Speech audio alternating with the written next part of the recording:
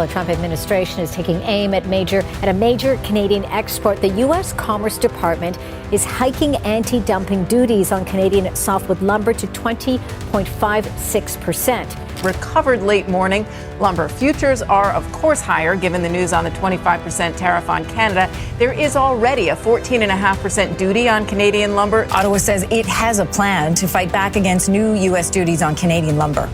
This is another unjustified tariff. You can expect us to fight against it. And you can expect us to take specific steps to protect those workers. For years, American officials claimed they didn't need Canadian lumber, insisting that the U.S. had more than enough forests of its own to meet demand. But that bold declaration is now facing a reality check of historic proportions. What began as a relatively low-profile dispute over timber tariffs has rapidly escalated into a full-blown trade confrontation, one that could ripple through every neighborhood in America. The spark: a sharp tariff hike that sent shockwaves across the construction industry, triggering an immediate and fierce response from Canada. On one side, Washington is slapping new duties. On the other, Canadian provinces are threatening to choke off the flow of a material critical to building everything from suburban homes to commercial skyscrapers. According to leading analysts, this escalating feud could add as much as $14,000 to the cost of constructing a typical home by 2027, and that might only be the beginning. Imagine waking up to discover that nearly one-third of the lumber used in American homes could vanish from store shelves overnight. That scenario is no longer hypothetical. At dawn on July 12th, the U.S. government shocked markets by imposing a crushing 35% tariff on all Canadian lumber imports. Within hours, panic spread across the industry. Canada's largest lumber-producing regions warned they could strike back by limiting the volume of wood exports heading south. British Columbia's premier went on record with Bloomberg News, confirming that export quotas, hard caps on how much lumber can be sent to the U.S., were on the table. With that, the lifeline of softwood lumber that supports America's construction boom was thrown into uncertainty. One industry report cautioned that if Canada retaliates, this single tariff could push the cost of a new single-family home up by at least $10,000 in the coming years. Home builders are already raising red flags, comparing this lumber supply crisis to the shortages seen during World War II. But here's the catch: this isn't just about wood. Canada's quota threat may only be the opening move in a far larger geopolitical chess game. Cut off timber, and it's not just construction that grinds to a halt. You start rewriting the rules of the entire North American supply chain. What happens when every 2x4 becomes a bargaining chip between governments? Stay with us, because this standoff is gaining momentum fast, and it's about to transform the economic future of both nations. And in just a moment, we'll reveal a little-known strategy one side is preparing that could flip the entire trade war on its head. Before we dive deeper, don't forget to like this video. It helps us beat the algorithm. And make sure to subscribe so you don't miss what happens next. Rewind the clock a bit. This clash didn't begin overnight. Back on August 19th, 2024, the U.S. Commerce Department quietly bumped tariffs on Canadian softwood lumber to 14.54%, nearly doubling previous rates. Canada called the move punitive, but as we're seeing now, it was merely the first shot in a much bigger war. The first tariff hike hit like a thunderclap, striking directly at the core of a supply line responsible for nearly 30% of the lumber used in American homes. That single pipeline, stretching from Canadian forests to U.S. construction sites, has long been a silent backbone of the housing industry. But now, trade analysts are sounding the alarm. If that stream of Canadian wood disappears, it would be as if every home built in the U.S. last year suddenly lost its frame. The impact wasn't theoretical. Builders across America felt it instantly. The National Association of Home Builders, NAB, warned that this tariff-triggered lumber crunch could inflate the cost of building a typical single-family home by $7,500 to $10,000. And the timing couldn't be worse. With mortgage rates hovering around 7%, homeownership is already slipping out of reach for many families. Add soaring lumber costs, and the dream of owning a home moves even further down the road. Construction budgets buckled under the pressure. But as bad as that first phase was, it was just the opening act in what's now becoming a full-scale crisis. Fast forward to July 12th, and Washington drops a bombshell, a 35% blanket tariff on all Canadian lumber shipments. The move was swift, severe, and unprecedented, and the reaction from north of the border came just as fast. Within hours, reports confirmed that Ontario, one of Canada's largest lumber-producing provinces, had begun throttling back its softwood exports to the United States. Lumber shipments slowed to a crawl. To grasp the scale of what's at stake, consider this. In a typical year, Canada exports around 28 million cubic meters of softwood lumber to the U.S. That's roughly 1/3 of all the wood nailed into homes, apartment buildings, and commercial spaces across America. If that supply is cut or even capped, it's the equivalent of losing the timber to build 16 Empire State Buildings every single month. And it's not just theoretical. The Wall Street Journal has warned that even a partial disruption of this magnitude could tack an additional $10,000 onto the price of an average home. Home builders across the country are calling it the worst supply shock since World War II rationing. But here's the question everyone's asking. Why can't America just produce more lumber to make up the difference? The truth? U.S. sawmills would love to ramp up output, but it's not that simple. Scaling domestic production isn't like flipping a switch. A thicket of challenges, regulatory delays, permitting issues, and labor shortages stand in the way. And that's where the Real story begins. Because what started as a tariff dispute is quickly evolving into a deeper economic standoff, one that could reshape North America's entire building sector. Stick around, because in the next segment, we'll uncover how this crisis is forcing both countries to make strategic moves that could redefine the balance of trade for decades to come. Expanding logging operations or ramping up sawmill production in the U.S. isn't as easy as flipping a switch. New timber harvests and mill upgrades face strict environmental reviews and long permitting delays, bureaucratic hurdles that can stretch for years. Even if companies want to cut more wood, they're stuck waiting for approvals. And then there's the labor shortage. The forestry and milling industries simply don't have enough skilled workers. Many mills can't even run full shifts, let alone at a third one, because the crews just aren't there. On top of that, resource constraints are hitting hard. Recent wildfires have devastated timberland in parts of the U.S., while sustainable harvest limits are keeping other forests off limits. Bottom line, there's only so much lumber that can be safely cut without jeopardizing future supply. All these factors mean that even as prices skyrocket, U.S. producers can't quickly fill the gap left by declining Canadian imports. According to industry experts, building new capacity isn't a matter of months, it's a matter of years. And years are a luxury the market doesn't have. So when the U.S. tariff wall went up and American mills fell short, Canada made its move. And it was a bold one. By mid-July, headlines began flashing with a new warning. Canada was finally ready to weaponize its lumber supply. On July 16, 2025, Reuters broke the story. Canadian officials were now openly considering an export quota on lumber shipments heading south. For the first time, Ottawa was preparing to cap how much wood its companies could sell to the U.S. The strategy was clear: protect Canadian jobs and prioritize local supply to meet growing demand at home, even if that left American builders scrambling.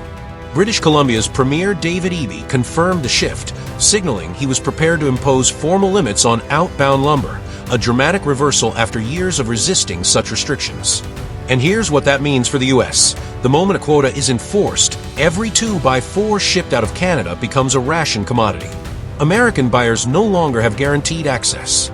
They're bidding against Canadian projects and losing. Why would Canada go this far? Because their mills are already operating near full tilt to meet surging demand at home. In Ontario, for example, sawmills are running at over 80% capacity, driven by a green construction boom that includes everything from energy-efficient homes to tall wooden skyscrapers.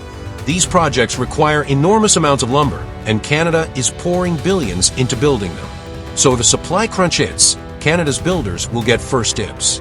The wood stays north of the border, and that means U.S. home builders could be left empty-handed right when they need lumber the most. This isn't just a trade dispute anymore. It's turning into a strategic resource war, and both sides are arming up. Stick around, because in the next chapter, we'll break down the hidden economic levers Ottawa may pull next and how they could reshape the North American housing market for a generation. If Ottawa decides to tighten the screws on lumber exports, American importers could find themselves in crisis overnight. Canada supplies the U.S. with the bulk of its softwood lumber, and there's no real backup plan. Sure, countries like Germany and Sweden have stepped in during past shortages, but in 2023 they shipped just 3.5 million cubic meters combined, a tiny fraction compared to what Canada delivers each year. And even that lumber comes with baggage, long shipping routes, steep transportation costs, and longer lead times. The U.S. could shop around, but most other countries simply don't have the capacity or logistical infrastructure to satisfy America's insatiable lumber demand. In short, if Canada cuts supply, the U.S. has nowhere else to turn. And the markets already know it. Lumber futures, a key barometer for pricing, jumped to $650 per thousand board feet in March, setting off alarm bells on Wall Street.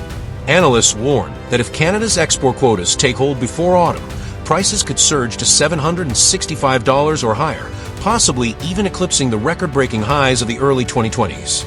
During that pandemic-era spike, building a home in America became tens of thousands of dollars more expensive, pricing many families out of the market entirely. If history repeats, that fragile affordability could shatter once again. Reuters recently flagged a troubling signal. U.S. single-family housing starts have already dropped to an 11-month low, largely due to high interest rates. If lumber gets choked off now, those numbers could plunge further, just when the market was trying to stabilize. This isn't just a trade dispute anymore. It's a direct threat to the foundation of American homeownership. The dream of a modest, affordable home for working families is suddenly under pressure, not from Wall Street, but from Ottawa's counterpunch. And the impact is bigger than just 2x4 studs or plywood sheets. Because here's the twist: Canada isn't simply pulling back raw logs. It's playing a much smarter game. Behind the scenes, Ottawa has been preparing a strategy that flips the entire power dynamic. Thanks to new trade deals, Canada is opening its lumber markets to other countries entirely, bypassing the U.S. altogether. Under the Comprehensive and Progressive Agreement for Trans-Pacific Partnership, CPPP, Canadian forest products can now enter markets like Japan, Australia, and Singapore tariff-free. At the same time, Canada's Free Trade Agreement with Europe, CETA, offers another door to send wood overseas, duty-free. So while American buyers are stuck paying premium prices thanks to their own tariffs, other countries are now getting Canadian lumber at market rates. Canada is telling its industry, if the U.S. makes this market toxic, we've got better places to send our wood. And the strategy doesn't stop at just changing who they sell to. Canada is also changing what they sell. Instead of exporting raw materials, Canadian mills are being nudged to focus on value-added products, things like engineered wood panels, prefab wall sections, and finished cabinetry. These higher-margin products often sidestep the harshest U.S. tariffs and, in many cases, qualify for duty-free access under international agreements. In essence, while America tries to win a tariff war over cheap lumber, Canada is quietly preparing to export entire buildings. Canada's new playbook is clear, and it's nothing short of transformative. Rather than flood the U.S. with discounted raw lumber, Ottawa is setting the stage to limit exports, diversify markets, and move up the value chain. Think engineered wood, prefabricated homes, premium cabinetry, not raw logs. It's a blueprint designed to maximize profits, protect Canadian jobs, and squeeze U.S. buyers into a corner. Let's break it down. Step 1. Impose export quotas. Lock in enough supply for Canadian domestic use and force scarcity in U.S. markets. Step 2. Redirect shipments to new buyers. Asia-Pacific countries under the CPPP and European markets under CETA, where Canadian wood enters tariff-free and fetches full value. Step 3. Scale up production of value-added goods. These finished products not only dodge U.S. trade penalties, they also bring more money and more skilled work back to Canadian communities. This isn't just economic maneuvering, it's strategic chess. And if Ottawa formalizes these quotas before fall, as many analysts expect, lumber prices could soar to record-breaking levels, wiping out the short-lived relief U.S. builders had after the initial tariff wave. Meanwhile, mills in Ontario, Quebec, and B.C. could be running around the clock, filling orders not for Florida or Ohio, but for Tokyo, Sydney, and Berlin. From Canada's perspective, it's a masterstroke. Protect the home market. Reward your allies. Let your adversary pay more for less. And the fallout is already visible. U.S. builders bracing for lumber shortages are now facing a brutal reality. Canada may no longer be interested in being America's discount wood yard. As one industry observer put it, the U.S. started a tariff war over 2X4S, and Canada responded by selling the world entire skyscrapers. The longer this trade standoff drags on, the deeper the damage. Every finished beam that goes to Toronto or Tokyo instead of Tulsa is more than lost revenue. It's a strategic message. And lumber is just the first domino. Because this fight, it didn't end at the sawmill. It's already spilling into other sectors: steel, agriculture, even consumer goods. And the consequences? they're no longer theoretical. They're nailed into the frame of every home that now costs $20,000 more to build. Washington's wave of protectionism didn't stop at timber. It rolled through steel mills, soybean farms, and into nearly every corner of the American economy. What began as a limited tariff on wood has snowballed into one of the most sweeping trade barriers in modern memory. U.S. import duties have now climbed to levels not seen since the Great Depression. According to Yale University's Budget Lab, if these policies remain in place, they could slow economic growth and push unemployment higher, possibly before the year ends. The consequences are deeply personal. Hundreds of thousands of American jobs could be on the line as manufacturers face soaring costs for every nut, bolt, and steel beam they need. Tariffs force factories to scale back production or delay hiring, triggering a ripple effect across sectors like construction and automotive manufacturing. It's a domino chain. Tariffs raise input costs, which squeeze profit margins, which in turn lead to job cuts or frozen investments. For everyday households, the impact is already arriving. Yale economists forecast that this tariff wave could push consumer prices up by another 2.1%. That might sound like a minor bump, but it translates into roughly $2,800 in extra annual expenses for the average family, a silent tax that doesn't show up on ballots, but it's every grocery trip and back-to-school run. The hardest hits are most visible in two places: grocery aisles and hardware stores. Food prices are rising because the tariffs don't just target finished goods, they cover the essential tools of farming itself: fertilizer, tractor parts, grain bins. These costs trickle down from the farm to your dinner plate. Meanwhile, American beef producers, already hurt by China's retaliatory ban on U.S. beef, now face higher domestic costs for feed and machinery, squeezing the meat supply from both ends. Manufacturing hasn't escaped either. Steel has been caught squarely in the trade war's crossfire. A 35% duty on hot-rolled steel, a fundamental input for American cars, has made vehicle production in Detroit significantly more expensive. S&P Global estimates that this one tariff alone adds around $1,200 to the cost of building a mid-size pickup truck, even before dealer markups or supply shortages. Automakers must either absorb the blow or pass it on to buyers, or both. And for builders, the pain stretches beyond lumber. Structural metals like steel rebars, I-beams, and girders now come with higher price tags, inflating costs for everything from apartment towers to infrastructure projects. These are not abstract figures, they're hard numbers that show up in housing prices, car loans, and utility bills. In short, this is no longer a debate about trade theory, it's a growing pocketbook crisis. And it's hitting American workers, families, and industries right where it hurts most. Even the infrastructure boom Washington hoped to ignite, new bridges, highways, and rail lines, is being quietly undermined by rising material costs. Thanks to the tariff surge, taxpayer dollars now buy less concrete, less steel, and fewer miles of road. The irony: a policy intended to protect American industrial jobs is making it more expensive to build America itself. The United Nations Conference on Trade and Development has issued a warning. High tariffs are more than just a trade weapon. They're an economic anchor. They inflate domestic production costs, erode global competitiveness, and push investment away from U.S. soil. When it becomes cheaper to build a factory in Mexico or Vietnam than in Michigan, the long-term cost of protectionism becomes painfully clear. America now faces a two-front economic squeeze. On one side, raw materials, from lumber to microchips, are getting more expensive. On the other, everyday essentials like food are also climbing in price as foreign retaliation chokes exports and tariff-laden imports hike costs. Corn futures have hit a 14-month high. Meat prices are spiking. Housing projects are slowing down. What started as a trade dispute is spiraling into a full-blown cost-of-living crisis. Markets are taking note. The Dow Jones U.S. Home Construction Index has dropped 8% since the latest tariff announcements, signaling investor fears of higher costs and weaker demand. And while the White House continues to claim that these aggressive tariffs will bring jobs home, many economists disagree. History shows that tariffs rarely build prosperity, they often just build walls. Short-term protection comes at the cost of long-term resilience, and the geopolitical storm clouds are gathering. Canada has tightened its lumber exports. China continues to bar American beef. If Europe joins the retaliation, the U.S. could be staring down simultaneous shortages in lumber, steel, soybeans, and public patience. This trade war isn't just about economics anymore. It's about confidence.